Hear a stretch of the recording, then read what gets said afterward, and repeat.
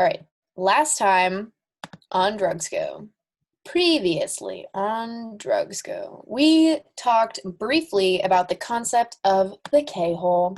And we'll return to that today with a video that has been removed from YouTube, which is really upsetting. But the K-hole, and just a quick recap of what ketamine is, it's an NMDA receptor antagonist. Now remember that an NMDA receptor accepts glutamate, and an antagonist is a drug that reduces the effectiveness of a particular neurotransmitter. So if we have a glutamate receptor antagonist, we're reducing the effectiveness of glutamate. And does anyone remember what glutamate does?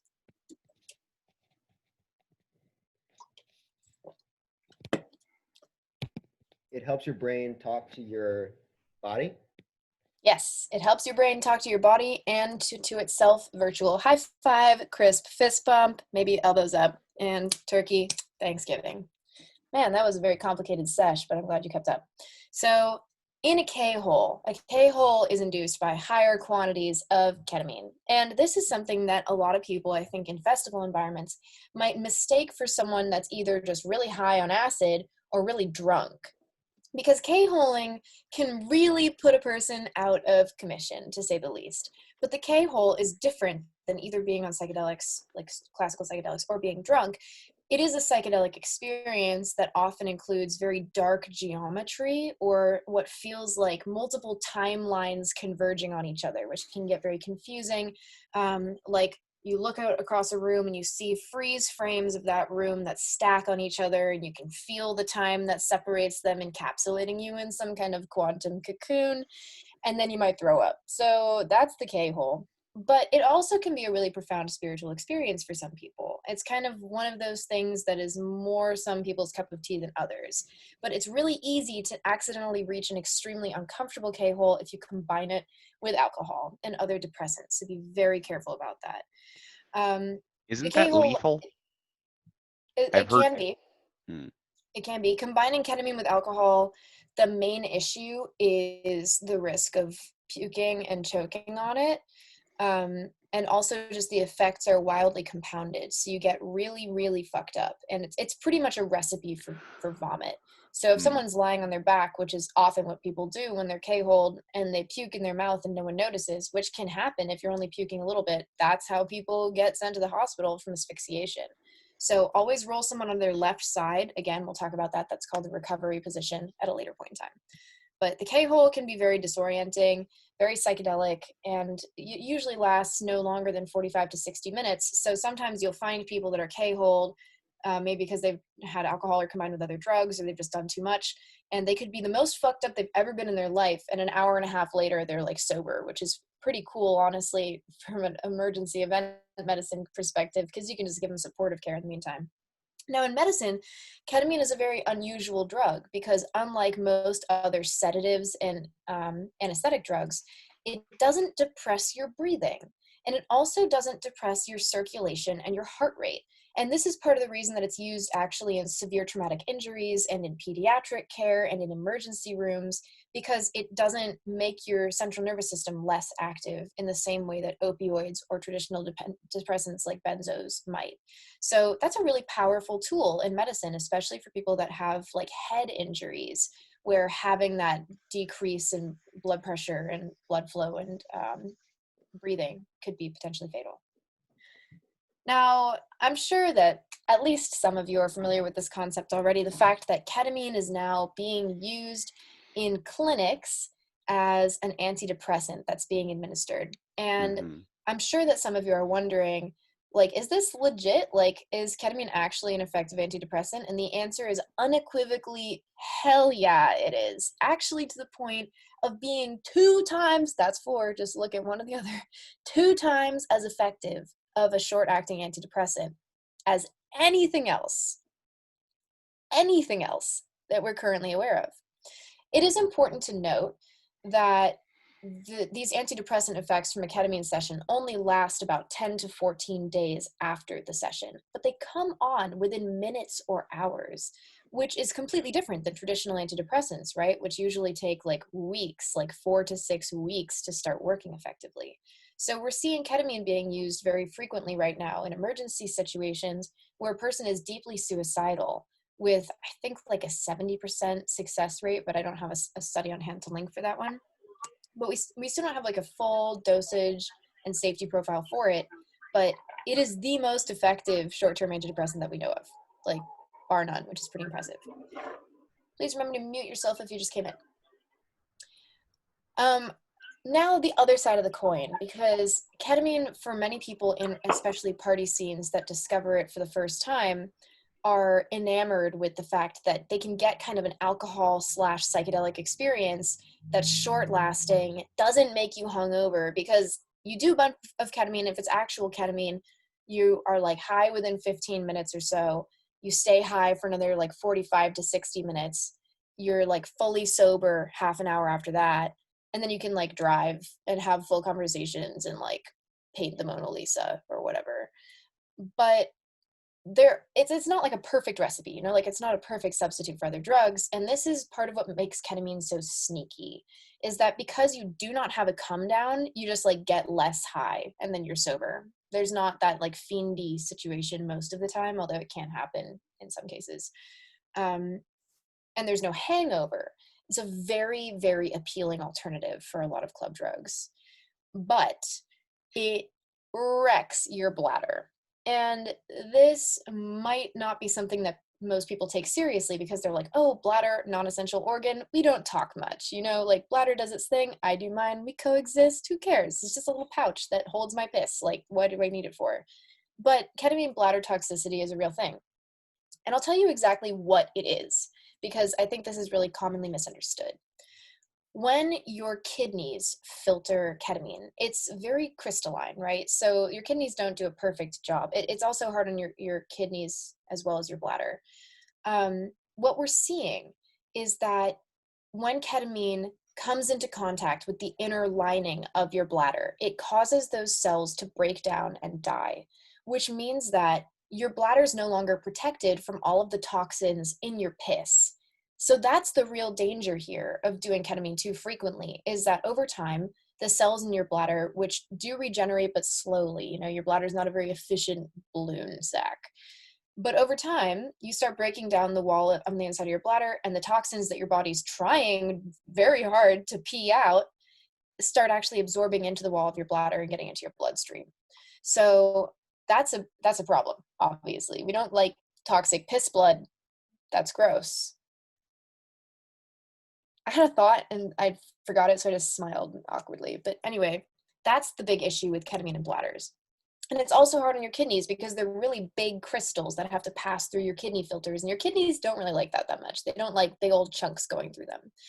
Now, part of the way that people attempt to kind of circumvent this is by, when you do a bump of ketamine, you collect it in your sinuses. And doing a bump of K can be a little bit painful, especially as the night goes on and there's more shit in your sinuses. And then you do a bump and you have to like try and get it back there because your nose is fully clogged with other powders already. And then people are like, oh, there's a blood clot in my nose. How did that happen? Like, So through time, obviously it gets harder to snort K because you're inflaming your sinuses. And that's the case with anything that you snort. But the way that people try and circumvent damaging their kidneys and their bladder is, instead of like swallowing the postnasal drip, because it's just going down there, you know, like it's going into your esophagus. You are eating it eventually. People hawk a loogie instead. And I think I might have mentioned this last time as well, but like hawking a loogie to try and avoid getting ketamine into your digestive system might not actually be that bad of an idea. I'm not saying that it's going to fully protect you, but it is, because ketamine does this thing, maybe not the worst idea either. Some people try and like as much as they can so that they can swallow it and get high latently. I don't know if I'd recommend that, personally speaking, but you can do whatever you want, honestly. Just be safe, okay? Now, the other thing is that we're not sure whether or not doing intravenous injection of ketamine has the potential to kind of bypass this system a little bit. More at 5. I don't actually know what the answer to that is. We'll find out. In terms of cognition, if you are a heavy chronic user, and we'll see more about this in a second, so I'm going to go not into detail right now, there is a possibility of memory impairment in people that use ketamine frequently, and especially in high doses. And then there's liver toxicity, which is called hepatotoxicity. And this, again, is like you can damage your liver with prolonged heavy usage.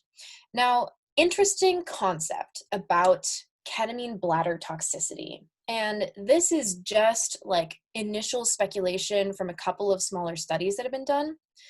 I hate to take us there, but what if you prove it? So to my knowledge, ketamine is not that bioavailable through your butthole. I'm not sure though. That's something that we can look up as a family, but I'll find out and I'll send out an email or message about it at a later time. I definitely have known people who have boofed ketamine and it burns, so I've heard, and then they walk all funny for the next like 2 days. And they did it because they were at Burning Man and they didn't ration their ketamine effectively enough, so they didn't have enough to snort it, so they put it up their asshole instead. And like no stigma against boofing, man. It's actually, and I'll take a second to talk about this because it's important. In answer to the question, how do they administer ketamine in an antidepressant context? Yes, Talia, you're totally right. Intravenous, intramuscular, or intranasal. But to my knowledge, it's usually intravenous. Intranasal is what they're trying out with S-ketamine, which is the Johnson & Johnson nasal spray that they've recently approved. I have problems with this. If you wonder why, we can talk. But yeah, it's not as effective. IMing is for sure the most effective way of doing ketamine, and honestly, most drugs. That doesn't mean it's the safest, though. In terms of the boofing thing, I do want to take a second to talk about boofing because it is a heavily stigmatized route of administration. And this is a problem. Can anyone think of a reason that stigmatizing boofing might be an issue? You might not be able to. This might be a little too niche of a question, but does anyone have a guess? Is it because boofing is so fast and so strong, but you might be too embarrassed to say you did it? That definitely could be a reason that people would be embarrassed to talk about it. I'm specifically thinking of why it might be a problem on a social level for us to stigmatize this route of administration. And I'll just spoiler alert. Oh, someone have an answer? Yeah, in LGBT education, it gets stigmatized as being it's like a gay ritual. Mm-hmm. Yeah. Exactly. Yes. So in a lot of LGBTQ plus communities, well, there's a specific subset of gay communities called party and play / chemsex, and we'll get around to that at a later point in the semester. And we'll go actually great into detail about chemsex and party and play communities and how drugs, because that is like a drug-oriented thing of basically like fucking under the influence. And especially with gay men, methamphetamine, otherwise known as Tina in those contexts, is a really common party and play stimulant that's used in those settings. Now, banging meth, injecting meth, can be extremely hard on your veins to the point where your veins collapse and effectively disintegrate. And putting meth up your butt, which is known as butt chugging sometimes, or booty bumping, not butt chugging. Butt chugging is definitely alcohol, but booty bumping meth is a much safer alternative if done correctly. You know, you still have to lube it up for sure. Otherwise, that's going to be some caustic crystals touching your butthole skin, which is painful. But if you do it correctly, it's a lot safer than banging meth. So we're seeing people in those communities, especially in LGBT communities, which are already vulnerable, getting stigmatized for using this drug in a safer way, but also in straight communities that fear being labeled as gay for putting things in their ass. Like, what year is it again? I'm sorry. I think that people can use their buttholes however they see fit, but we don't have to go into great detail about that now. Anyway, let's talk about ketamine hazards, right? So we've done some research, we've looked into it, and chronic or heavy regular ketamine use can indeed damage neurons. However, the extent of use required for ketamine to damage your neurons is large. For instance, you need to be using 20 or more days per month, approximately, in a heavy quantity, or daily injections for at least 6 months of ketamine for us to see this neuronal damage, at least in preliminary scientific contexts. And then, interestingly, this damage appears to be reversible. So this really does say something about like the neurological component here, like all other organs aside, which are equally as important. And I think a lot of people don't tend to take it very seriously, but I personally have met people who have had ketamine bladder toxicity, who have had to have their bladders removed and like had other surgeries. Like, yeah. Ugh. But really, that typically only does come from like heavy chronic use of ketamine. It is important to keep that in mind, but symptoms can stack. And we've actually seen a recent study come out that showed that people that use ketamine as infrequently as once a month can be prone to this kind of thing. Like, we're seeing like actual serious adverse effects in people that use ketamine as infrequently as once a month. So my personal sentiment here is that ketamine should be used at most once per month, ideally no more than every 2 months on a night. That's my recommendation until we know more about this. However, we are seeing a really interesting new concept that taking ECGC, which is green tea extract before a ketamine sesh, may actually reduce or eliminate the bladder toxicity that we've seen. Just preliminary studies. We don't have a lot of footing on this, but it won't hurt to take some green tea extract or drink green tea before doing ketamine, for sure. Just harm reduction, you know? And also hakalugi. Do those things. You're not guaranteed to have a great time, but like it might make your body a little happier. Okay, so 1962, ketamine comes to the surface. In 1964, researchers were like, okay, we have this new anesthetic, and currently we're using PCP on people to put them out under surgeries. But people wake up from their surgeries under the influence of PCP maybe a little bit erratically, people doing kind of some weird shit. So they decided that they were going to go to the prisons and start testing ketamine on a vulnerable population because that's what we do. So they discovered that ketamine was much better tolerated in surgery and in sedation among prisoners, and prisoners would come out of it and be like, oh, that was actually kind of tight. So they decided to swap it out for PCP, which was the gold standard in medicine. And then it started getting used on Vietnam War veterans and soldiers because it was becoming the safest and most effective anesthetic that we knew of, and it had a low risk profile comparatively. And now it's really popular in Hong Kong, where as of, I want to say 5-7 years ago, approximately 30% of the population had used or was using ketamine, which is a very large percentage. And we're going to go more into kind of similar situations that have happened since then. It actually became quite a problem in Hong Kong.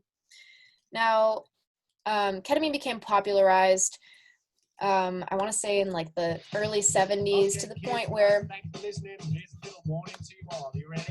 banger. 1, 2, 3, 4. Let's all go to a ketamine party. Let's all go to a ketamine party. There's nothing special about this song. It just happens to be about ketamine. So 1970, the Fabulous Furry Freak Brothers was this zine that was getting published in counterculture communities. And if you as a drug made it into the Fabulous Furry Freak Brothers, you were on the map, baby. You were officially in the spotlight, because this was effectively the rise of counterculture cartooning. So ketamine got a place, and this is like where that PSA of "this is your brain," and he cracks an egg into a frying pan is like, "this is your brain on drugs," and then someone made it into a dance song because that's what we do as a community. So this very zine picked up ketamine and was like, oh, interesting, we could do some bits about this, and then it hit the map. And then later in the 70s, of course, this extremely smug-looking man wearing a Star Trek hat named John Lilly wrote this book called The Scientist, which was just about him doing a shitload of ketamine and then swimming with dolphins and going in isolation chambers. Haven't read it. I'm very... Oh, that's like Joe Rogan's dream. It's like what? Oh, sorry. I thought I was on mute. That's like Joe Rogan's dream. Joe Rogan's dream. I'm not familiar with that. I'll have to link it in the comments. John Lilly's amazing. The meme of Joe Rogan. The dream of Joe Rogan, who is a, like, he used to host Fear Factor. Now he's like a talk show host, radio host kind of guy. Isn't he chaotic evil? Sort of like that. He's the guy who's like, wow, that's cool, man. You ever done ketamine? Or not ketamine, DMT. You ever done DMT? Yeah. He's that guy. That's the Joe DMT, Rogan. weed, jujitsu, MMA guy. Wow, Yeah. that sounds like a lot of hats for one person to wear. It sounds like Fear and Loathing in Las Vegas. And then there was Journeys into the Bright World, which is just a couple that did a bunch of ketamine together and wrote a book about it because that became very popular at the time. So the 70s were a wild time. Now let's bust some myths about ketamine because holy shit, you guys, are there a lot of myths about ketamine. Like, I don't know who picked K to be the drug that there are lots of myths about, but I would like to have words with them because ketamine is on the World Health Organization's list of top 100 safest and most effective medications. No problem. Whoa, John Lilly has also been called the father of computer science. Interesting fact. I mean, ketamine is a pretty analytical drug, I have to tell you. It's very like euphoric apathy. Or no, it's apathetic euphoria. Definitely. So one of the major myths about ketamine is that it is exclusively horse tranquilizer. I'm sure that many of you, in fact, let's see thumbs real quick. How many of you have heard ketamine referred to as horse tranquilizer in the past? Yeah. Me. Oh my God, that's so many thumbs at once. Oh my God, that's like everyone just like. So, ketamine is known as horse tranquilizer, right? And this is Ketaset. This is like a major liquid brand of ketamine. And how it's made is it starts out as a rock and then they smash it all up and then dissolve it into like a sodium solution or something. And then on the street, people will cook it down and let it evaporate out of a dish. And then it becomes powder that you scrape up, pop into a bag, cut with baking soda, and sell to your best friend for $80. So horse tranquilizer is a term that kind of originated as an attempt to dehumanize the people that were using it because after PCP got phased out, it was picked up by ravers because that's what we do, right? Like I said, they're like, oh, this new thing that is no longer being used in the government's medicine cabinet, can we try it out in our settings? So then after PCP got phased out of the ravers, because in the mid-'80s it became taboo for reasons that we'll talk about in a little bit, ketamine took its place and ravers were like, a new club drug. And then the government was like, ravers, we hate everything about you for reasons that we don't fully understand because we are angry and bitter at our own failures. And so horse tranquilizer became the term that was colloquially used for it. Now, this is a big problem, actually, because unless you are specifically the person that's using ketamine or involved in a ketamine use community, calling this drug horse tranquilizer, especially to random people, is a really easy way of othering anyone that decides to use ketamine. Imagine if you go up to your rave fam or whatever, and you have a friend that you came with and they're like in the bathroom and you're like, oh yeah, they're off like snorting horse tranquilizer. And the people that you're with don't know anything about ketamine. Of course, they're going to immediately side-eye that person and be like, who the hell are you for snorting horse trank? Fun fact, you know what's more commonly used to tranquilize horses? Opioids. But we don't call opioids horse tranquilizers, do we? In fact, ketamine is primarily used in veterinary medicine for cats, but it also is mainly used in human medicine. I almost said veterinary medicine for humans, but I guess that checks out actually, kind of. So let's maybe like take a leaf out of this book and not refer to ketamine as horse tranquilizer to laypersons because it's a really easy way of making everyone super, super like afraid of anyone that uses K. Now, this other thing about casual use causing brain damage. In the 80s, there was this guy named Olney who published a report saying that using ketamine causes what's called Olney's lesions in the brain. Excuse me, that's the White Claw talking. So Olney's lesions are basically little pockets of brain damage, right? Now, if people are using ketamine at like 5 times the casual recreational rate every day, then they may be at risk of having like some brain damage. Yes, because it's like madly exceeding the safe usage threshold. However, we don't even know if Olney's lesions can occur in humans because all of these studies have been done in rats, and there is currently no replica of those studies in the human brain. Haha, they have only been found in rats. Bless this chat. Myths busted, baby. If anyone else has a myth that they want busted about ketamine, also, I'm very passionate about this drug in particular, so please ask.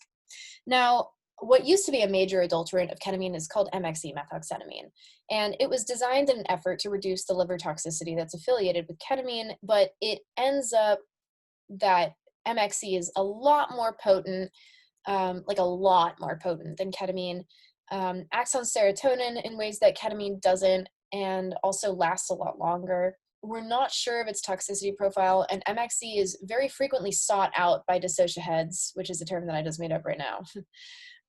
We decided last weekend that people that use dissociatives are in the Keta cult, and they're called dissociates. I think that is fucking hilarious. Anyway, so MXC kind of fell out of popularity a couple years ago, but people that love it will really actively seek it out. I've heard it's impossible to find anymore too. What, MXC? Yeah, apparently it used to be not illegal to manufacture yet in China, but Yeah. then they made it illegal and the factories have not popped up again anywhere else. Oh, I didn't know about the factories not popping up, but yeah, that's like a typical thing, right? Like you design a drug to circumvent existing legislature for one popular drug, and then it's legal to produce it for a while, and then a government somewhere catches on, and then it's illegal to produce it, and then you make a slight change to it and do it all over again. So now we have all kinds of other analogs of ketamine, like 3-MeO-PCP and OHE, and like all kinds of stuff like DCK. And those dissociatives are often a lot darker feeling, a lot higher potential for risk to your body, and have weird interactions because we've outlawed ketamine as being something that's easy to access. Okay, nitrous oxide, otherwise known as NOS. And this particular tank actually is automotive grade nitrous. So if you see a tank like this, please don't inhale it. It's not good. So a standard dose that most people will do is 1 balloon at a time, right? Like nitrous comes in little whipped cream chargers, and I'm sorry for those of you that already know this, but we got to go over it. Comes in little whipped cream chargers that are about this big. Yeah, I was about to pull one out, and then I was like, that's inappropriate. But anyway, sorry. So they're about this big, and they contain about 8 grams of nitrous oxide. It's a highly pressurized gas that when punctured and released from its steel canister can freeze anything around it. So you need some kind of apparatus to puncture it, because people have actually died from attempting to puncture the nitrous balloon or puncture the nitrous charger and inhale it directly. It's highly pressurized gas. It will give you immediate frostbite and maybe explode in your face if you do that. Please don't try and break open your nitrous chargers. That will not work. Oftentimes, when someone is really high on nitrous, they'll do this thing called fishing out, which is a brief loss of consciousness. We'll come back to in a second. It's also known as hippie crack, especially in burner communities. Laughing gas, because it is the same thing as laughing gas that you get in the doctor's office. And usually before a surgery, they use it as like a pre-surgical sedative. So they'll put the mask on, and that's what's usually in that mask is nitrous. Now, this is the charger that I spoke of. $16.95 for 24 chargers is expensive. Don't pay that much. A single charger contains that 8 grams of gas, and usually they come in these boxes. ISI is a very popular brand, but there are also boxes of brands like Whip It brand or Ultra Pure Whip, which are the only 2 higher grade nitrous that are available. But you can get these in sex shops and head shops and smoke shops, and they come in all kinds of shitty quality, like food grade packaging. So if you're going to buy Whippets, please get the higher quality ones, because inside of these chargers is an industrial lubricant. Now, depending on the quality of the company that's manufacturing them, like if you go to a sex shop and you get a box of Whippets that has a picture of 2 naked girls licking whipped cream off of each other's tits, I guarantee you that the quality of the nitrous oxide is not going to be as high. So where you can, try and get food grade or medical grade nitrous, because you might find that after cracking a couple of these chargers, you unscrew the top of your canister that you're using and you look inside and it might be covered in an oily black residue. Yes, really. If you're a nitrous user and you've never done that before, you should really do that and see what kind of oil is coming out of your dispensers that you're inhaling. So a good harm reduction tip for nitrous, if you're using a cracker like a rooster, which I'll show you in a second, is to fill it with cotton balls or coffee filters. It's not going to do a lot, but it might do a little. Also try and get higher quality. Don't pay more than $14 for a box of 24. These are often stocked, in fact, almost always stocked in coffee shops. How effective are filter attachments? That's a really good question. I actually don't know. If you're using a filter attachment for a tank, it's a different story than if you're using a filter attachment for like something like this. A tank, if it's like not medical grade, you should always be using a filter attachment on that will kind of catch some of those industrial lubricants and like little shards of things. But if you're using chargers, I don't think that there's much you can do, honestly. This is a handheld charger. This is different than what's called a rooster, which I'll show you in a minute. But these guys, you screw the the canister into it, you crack it like this, that's why they're called a cracker, and you stick a balloon onto the end and it will dispense the gas into the balloon and fill it. But be careful, because if you keep your hand on this metal part, you could get frostbite because you're holding onto a metal piece that's about to get frozen. So a big problem in nitrous sessions is that people freeze their apparatus and it's like super cold, and one person is like the mother hen sitting on top of the cracker piece trying to warm it with their body heat as it like freezes and sticks to their skin. Very poetic. And then there's a tank. And again, this is auto-grade nitrous. Don't buy auto-grade nitrous. It is not meant for human consumption, obviously, but it's really hard to get medical grade tanks, and you're not going to find food grade tanks because who needs that? Nitrous only lasts for approximately a minute and a half, with maybe like 4 or 5 minutes of residual tinglies thereafter, but if that. You come up within a couple of seconds, and traditional practice is to exhale and empty your entire lungs, to take a nice deep breath in from your diaphragm and to hold it for as long as you can. Now, this is effective because you're just letting the gas mingle with your lungs and like do that gas exchange for as long as possible. Fun fact in the realm of gas exchange, when you're smoking weed, if you're inhaling and holding for more than 3 seconds, you're just getting carcinogens and not actually getting any more of the cannabinoids. So you should only inhale and hold for 3 seconds when you're smoking anything. Otherwise, it's just not effective and it's uncomfortable. So pro tip, if you smoke. Anyway, so I would say that nitrous has a couple of minutes of tinglies thereafter. It's not a long-lasting drug, though. This thing is called a rooster for reasons that I guess are I tried to make sense of it by putting an actual rooster on top of it. I don't know if it really fully makes sense. You guys see it?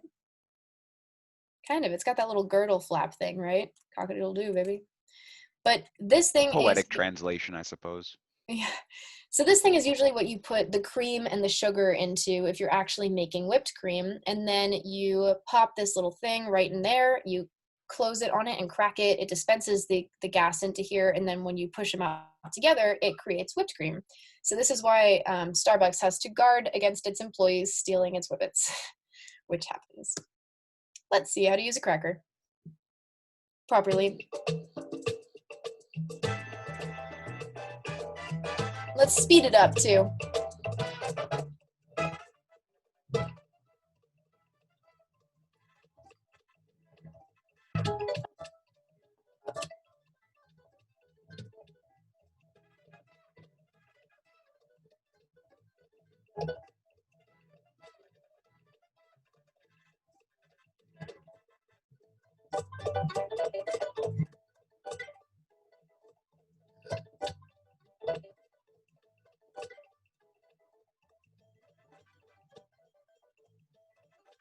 That's important.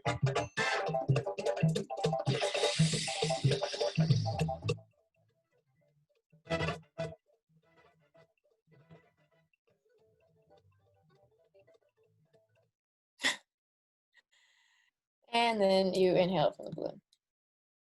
So similar to other experiences with dissociatives, generally speaking, nitrous will induce this floaty sensation, also giggliness and euphoria. It's called laughing gas for a reason. Oftentimes you will just like start giggling and maybe not be able to stop for a little while too. And then a really notable effect of nitrous in particular, and the reason that it's a lot of people's favorite drug, is that there's this tendency, especially when you do 2 chargers at a time, like double hitting is very, very popular. Yeah.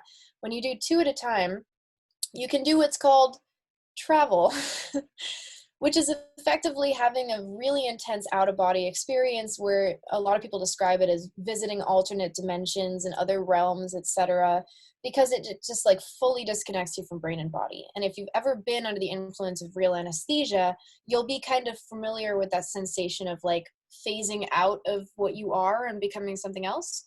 And the lines between my body and anything else in the universe become kind of blurred or non-existent under the influence of nitrous. Oftentimes you feel like you're being carbonated, like you're very fizzy internally. And a lot of the visual effects that will happen if you can keep your eyes open involve this grid of little like black and rainbow eyeball looking things that are actually quite similar to LSD. Now, auditory hallucinations are much more common on nitrous than on other drugs, I would say. Like, auditory hallucinations, especially in conjunction with LSD, are pretty common. What am I looking for here? There we go. Now here's Spangl talking about drugs and their music, which is very unusual.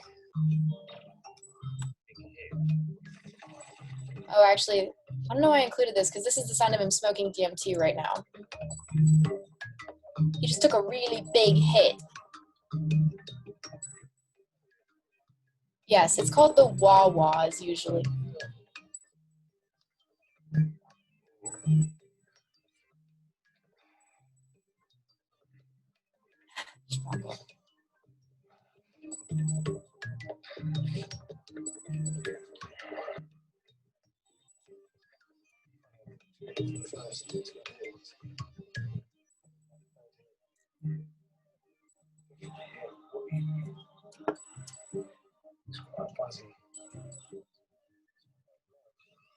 So that sound a little bit.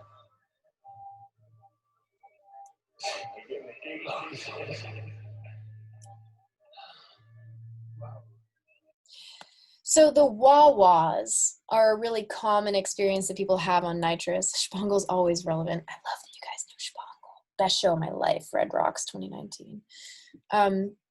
The wah-wahs are the sound of like wah, wah, wah, wah, wah, wah. That's really common on nitrous, especially when there's music playing, or as a friend of mine once put it to me, while under the influence of nitrous, sitting in a venue that had recently been shut down. Did I just freeze? Uh-oh. We still Nah, see you're you. good. You're good for me. Yeah, I still see you. Am I frozen? Did I just lose you guys? We can still see you and hear you. I'm Yeah, good I can. now? I can hear Okay, you too. all of you just froze me. Really? Can you hear me? Huh. Weird. Okay. Cool. I forgot what I was saying. So here's someone fishing out, and fishing out is something that people sometimes do on purpose. Now, if you're going to do really big hits of nitrous, you should be sitting the fuck down. The reason is, if you unintentionally anesthetize yourself and pass out while you stand up, you could crack your fucking head open. I have seen this happen. Not to an extent where someone was grievously injured, but to an extent where they could have been. So please, if you're planning on doing a large hit of nitrous and holding it, don't stand up. Crack, do not be cracked. Yes. Okay, so here's someone. I just did 2 balloons and then fish out, so now I'm going to try and do 3 balloons and see if I fish out. Here's what you should not do. He's fine, by the way.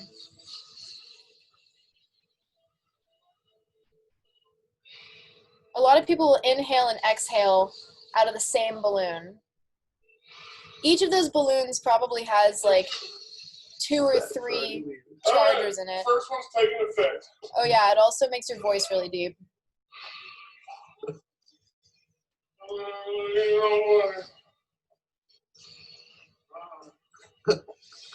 Alright, the first one fucked me up more than the last one.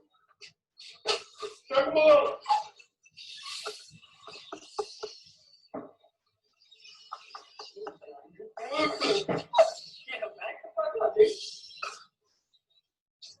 Did you hear that?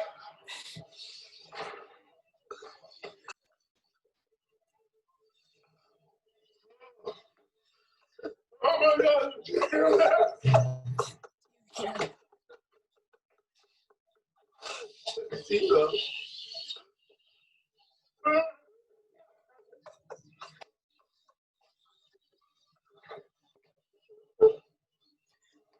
How did you not go out cold?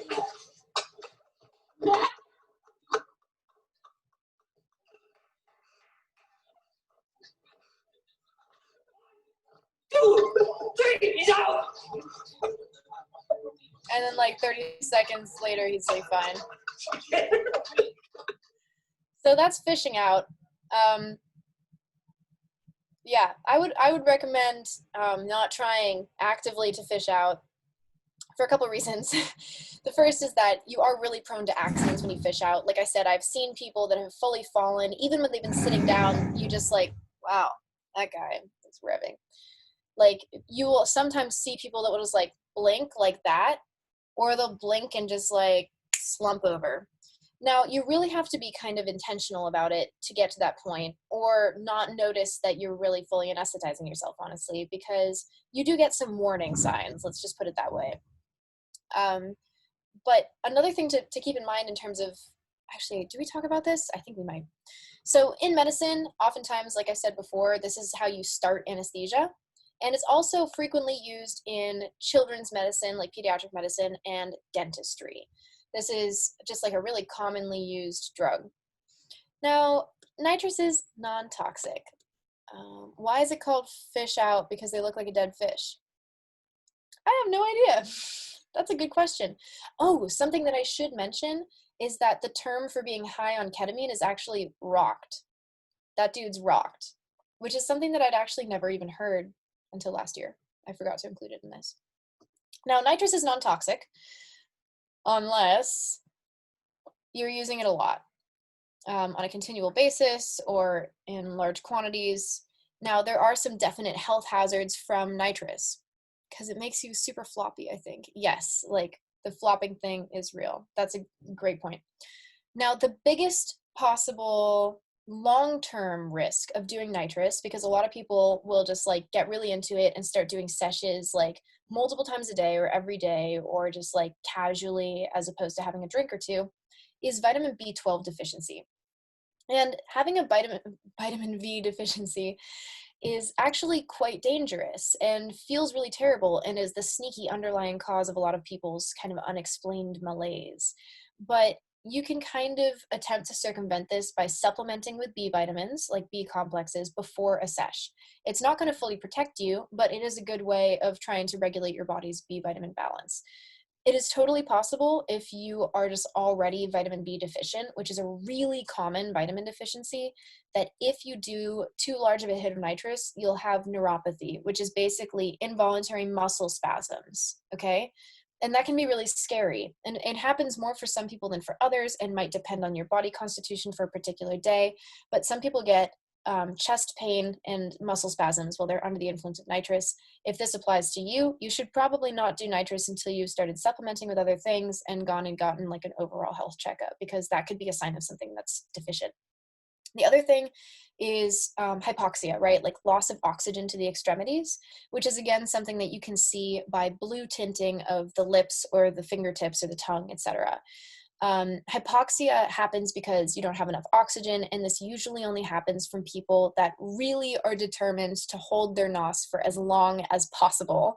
Now, as I've said before, if you hold your nitrous hit for too long and you do end up anesthetizing yourself, you're going to pass out for maybe a minute, and then you'll wake up, and you'll also start breathing properly on your own again.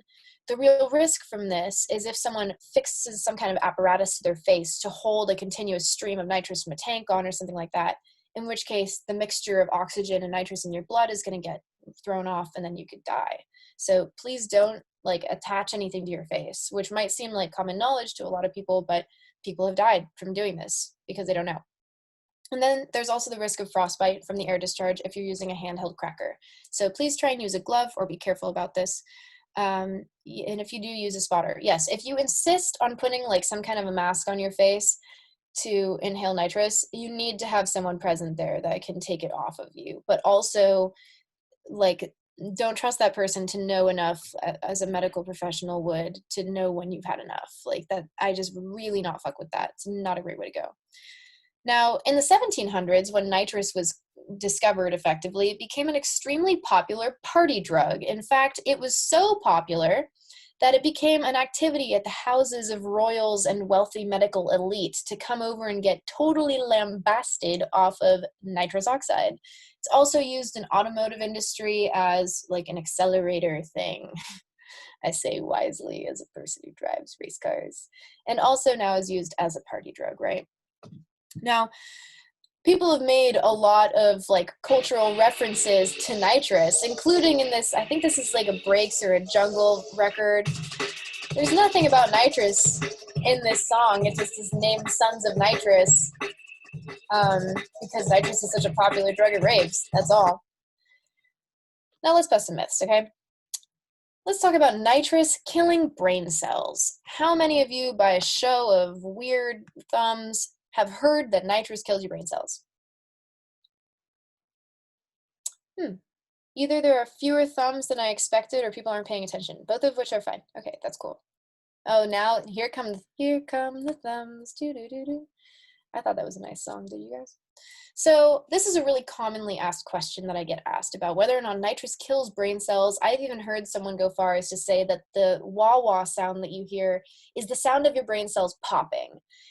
That's not true. If your brain cells could pop like bubble wrap, we would probably be hearing a lot more about it from the medical professionals that use nitrous on a daily basis. Now, the truth of it is that oxygen deprivation is what kills your brain cells, right? This is the dangerous part about not getting enough oxygen while you're doing inhalants in general. This is an inhalant-wide thing that's especially prevalent for nitrous because really the only casualties that come from it are people doing it really often. And it's easy to step over that line with nitrous. Like, I'm not going to lie to you, it's very easy, similar to ketamine, to kind of take it too lightly and start doing nitrous too frequently. However, as far as drugs go, it is one of the safer and better tolerated substances. I want to do thumbs up for the song, but haven't heard that nitrous kills brain cells. Okay, well, check out more by Bad Company and you'll get some more busted. Here's NOS in your vehicle. This is the kind of NOS that you don't want in your lungs. Car NOS, not meant for people. People NOS, too expensive for cars. I don't know if they would work the same way. But this is easier and cheaper to obtain. So what a lot of crusty rave promoters have done in the past is bought auto-grade nitrous and disguised it with some kind of a wrap or a covering and brought it to raves and sold it for fucking $5 a balloon. Please don't pay more than 2 for $5 at a rave. Don't do that. One balloon for $5? No. Don't give them their money. But that's a really crusty thing that people do sometimes, and you can often kind of taste it. Like when you inhale nitrous, you get this kind of like, almost feels like sparkly feeling in your mouth as like tiny little particulates fly into your mouth, or it feels like you've got this sweet air. That's normal, but tasting something gross is not. And then there's nitric oxide, and if someone has really got a death wish for everyone that they give a balloon to, they could get this very toxic gas, maybe by accident, and give it to people. I don't know how to thumb. Oh, I'm glad you guys are sharing this knowledge with each other. Now, in the last couple of minutes, we'll get started on PCP, which is also, if anyone has questions about ketamine or nitrous, please feel free to chime in and ask at any point in time. I hope you all know that you can always do that. You can always ask questions in the middle, even if they're slightly unrelated. The first time you try the medical or food grade versus auto, it's so different. Yeah, auto grade nitrous is like not, please do yourself a favor. Auto grade nitrous should not be inhaled by people, period. It's really not meant to be. And you could say the same thing about most other inhalants, frankly. Like inhalants are a class of drugs that are like really out there in terms of people being creative in how they get high. But as we'll see, once again, the reason that people would use things like whiteout correction fluid or auto-grade nitrous is because of a lack of accessibility to other drugs and or escapism from poverty or sometimes even sexual abuse in kids. That's actually a really common thing that we're going to look at later in the semester. We'll have a whole unit about children and drugs, which is a really fucked up one.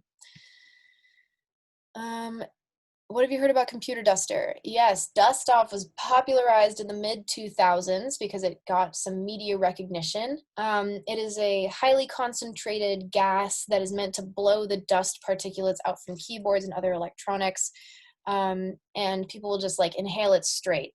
Now, there's a thing called sudden sniffing death, which can happen from inhalants, especially that are highly pressurized like that, where your heart just stops. And that is by far and away much more common with pressurized things like duster than it is with other drugs. Now, sudden sniffing death is a thing that is real, that does happen. Is it the most common thing? No. But things like dust off just have like a really, really high risk profile in relation to their potential benefits profile. It's common for people to flavor the tank to cover the bad taste of the autograde NOS. Yes. If someone absolutely insists on getting autograde NOS, get a filter for it. Get a filter for that tank. But it's still just like not, it can cause really serious issues because it has all kinds of other industrial additives that are not meant to go in your body. And you can get regular whippets at any store that's a sex shop or head shop or smoke shop. You do have to call around sometimes, but like you can get them online. You can order them off of, don't buy Amazon, but you can order them online. Anyway, PCP, I digress, PCP. So a standard dose of PCP is 4 to 9 milligrams. Now, if you're not familiar with milligram dosages, that's like this much product, just about. Really tiny. That's like 1/10 of a capsule max. In fact, no, it's probably more like 1/20th of a capsule. Really small amount. Now, for this reason, PCP is most commonly found in liquid form. And you dip something into that liquid form and then smoke it. And it's a Schedule II drug, actually. It's not a Schedule I drug. It's high potential for abuse, but some accepted medical value as defined by the US government. So it's most commonly known as angel dust or sherm, sometimes known as embalming fluid or wet. And if you're high on PCP, you are stuck or wet, which is a really, in my opinion, deeply unappealing sounding set of adjectives, but whatever. So here is PCP in liquid form. This is frequently like a powder that's been dissolved in some kind of a liquid solution, and then you dip it in. PCP dipped cigarette is known as sherm, and then sometimes you can find it in powder form, but that's less common. Now, the total duration of PCP is about 4 to 6 hours. It's about a little bit less than the length of an average mushroom trip, but it can take a minute to fully come on, which leads people sometimes to smoke or snort more of it than they would have otherwise for that reason. Especially when you eat it, it can take up to like over an hour and a half for it to really hit you and last a little bit longer. And PCP is known for having a very long period of after effects. Like you need like a full day to not feel any residual effects of PCP thereafter. I heard the term wet from the Wayne Brady sketch from the Chappelle Show. Yeah. Now this leads us to the last neurotransmitter that we're going to look at in this class, which is acetylcholine. And we're going to use the muscle symbol for this one. And we don't see acetylcholine that much in a lot of the drugs that we're looking at, but it's effectively a muscle control neurotransmitter. If you have less of an acetylcholine effect, you have less muscle control. Now, this might sound really similar to motor control, but it's a little bit different. Muscle control and motor control, one of them is more direct response where like you just can't utilize your muscles as effectively. Motor control is more about your gait and like how you move your body. Now, PCP, holy shit, what an effects profile in this. We have serotonin agonist, a dopamine agonist, an acetylcholine antagonist, glutamate antagonist, opiate agonist. And for a lot of these, it's like a releasing agent, or actually, no, I don't want to say that. I'm actually not positive on that.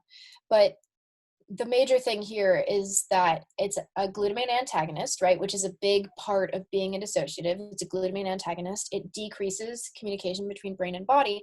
But we can kind of see here how wacky the effects profile of PCP is going to be if we have serotonin being increased, dopamine being increased, your muscle control being decreased, your signaling between brain and body being decreased, and an opioid-like profile. Like, what a crazy effects profile from one drug, right? Like, PCP really hits a lot of different things in its properties. Last thing we're going to look at today, let's take a peek at what PCP actually feels like. Major part of PCP is not being able to recognize things. There's a really interesting Arrowwood report of a girl who's in her friend's room and she picks up a magazine, and on the cover of it there's a picture of a goldfish, and she's just smoked a PCP cigarette, a sherm cigarette, and she sees this goldfish and she looks at her friends and is like, what is this? Like, I don't know what this is. And she stares at this goldfish for like an hour and then is like, oh shit, it's a goldfish. So that's a pretty common experience people have on PCP, is not being able to recognize environments or things that they've seen before. A lot of the time they can also come with a sense of kind of apathy or peacefulness, which on dissociatives, the line between those is a little bit blurred. But PCP is known for having really intense hallucinations and repetitions of events. It's more of a deliriant than other drugs that we'll come across in this class. It's also not something that people report liking listening to music on, which is unusual because most drugs music will at least enhance the experience to some extent. But with PCP, it's kind of just like the similar not being able to recognize things. Music just sounds really strange, like the auditory distortions are weird. It also comes with a really intense tendency to forget things that have happened recently, which is part of what leads to the repetition sensation. And then also comes with what's often described as being kind of a metallic or tingly sensation in the body, not a very pleasant body high, typically speaking. And then to move anywhere, because your acetylcholine is being impacted, it takes a lot of thought. For those of you that have had a dream where you've been trying to run away from something and your body isn't working properly, sometimes PCP can feel a little bit like that. That's all we're going to do for today. Thanks for tuning in to